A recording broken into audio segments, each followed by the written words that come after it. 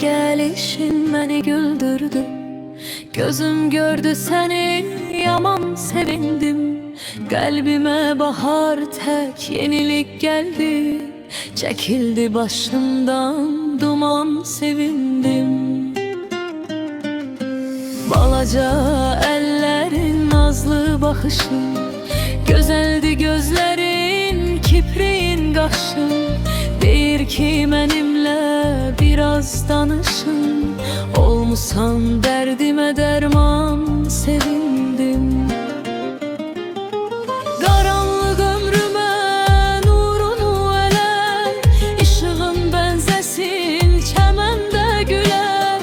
Hər dəfə gələndə sən gülə gülə, dayanır səninlə zaman, sevindim.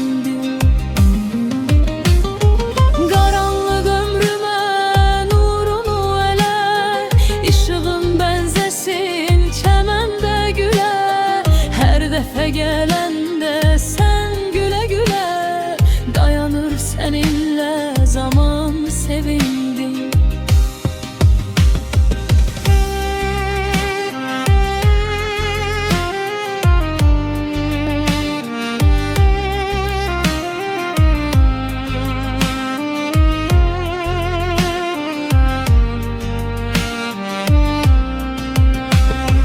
Dünyaya gelişin beni güldürdü.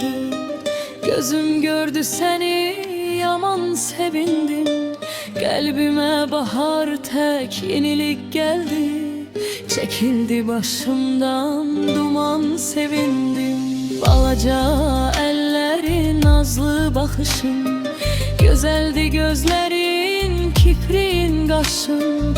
Deyir ki benimle biraz danışın, olmusan derdime derman, sevindim. Qaranlıq ömrümə nurunu elə, işığın benzesin çəməndə gülə. Hər dəfə gələndə sən gülə gülə, dayanır səninlə zaman, sevindim.